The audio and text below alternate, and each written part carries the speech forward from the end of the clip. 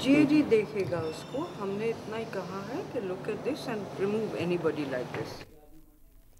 फांसी की सजा पा चुके आतंकी भुल्लर की सजा को माफ करने की मांग को लेकर दिल्ली सिख गुरुद्वारा प्रबंधक कमेटी के बैनर तले हजारों सिखों ने कांग्रेस अध्यक्ष सोनिया गांधी के निवास का घेराव किया और भुल्लर की सजा को उम्र कैद में तब्दील करने की मांग की है। करीब 2 घंटे तक चले इस घेराव के कारण अकबर रोड का जो ट्रैफिक है वो पूरी तरीके से ठप हो गया। सोनिया गांधी से मिलने वालों में भुल्लर की मां भी थी। इस मौके पर दिल्ली की मुख्यमंत्री Sheila Dikshit, transport minister Arvinder Singh Lovely, DSGPC के अध्यक्ष परमजीत सिंह सरना समेत कई प्रमुख सिख नेता मौजूद थे।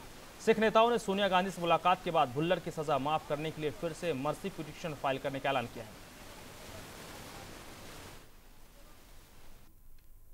मैंने किया उनसे, मुझे फुल फेथ है उन पर भी। मेरे बेटे को रिलीज करवाएंगे, करेंगे, आश्वासन देता उन्होंने। हाँ मैं किया है। बता दीजिए क्या बात हुई, कैसे, क्या उन्होंने कहा, क्या आश्वासन? मैंने बात की, उन्होंने ऐसे कि सोनिया गांधी जी को हमने एक पिटीशन ऑलरेडी जो था सिंपैथेटिक व्यू लेने के लिए उनको हमने दी थी। उन्होंने कहा आपकी चिट्ठी मेरे को मिल गया है और हम इसके ऊपर गौर कर रहे हैं।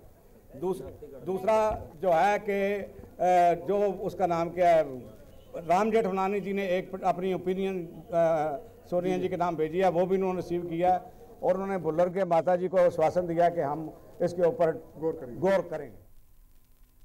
डीयू में दाखिले का दौर जारी है। हर साल की तरह एडमिशन काउंटर पर छात्रों की भीड़ है, लेकिन छात्रों को RTI के खुलासे का पता चला है कि पिछले साल डीयू में जगह रहने के बावजूद कॉलेजों ने जरूरतमंद छात्रों को एडमिशन नहीं दिया। ये छात्र पिछड़े वर्ग के थे।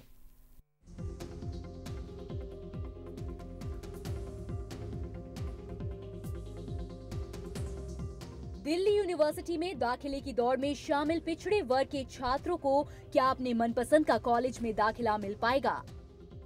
ये सबसे बड़ा सवाल है और ये सवाल खड़ा हुआ है RTI के खुलासे से। RTI से मिली जानकारी के मुताबिक पिछले साल DU में OBC की 50% से ज्यादा सीटें खाली रह गईं, जिसकी वजह से पिछड़ी जाति के छात्र अपने सपनों को साकार नहीं कर सके। दरअसल 2.5 महीने पहले DU के 2 प्रोफेसरों ने एक RTI दायर की, जिसके जवाब में जो आंकड़े सामने आए वो चौंकाने वाले थे।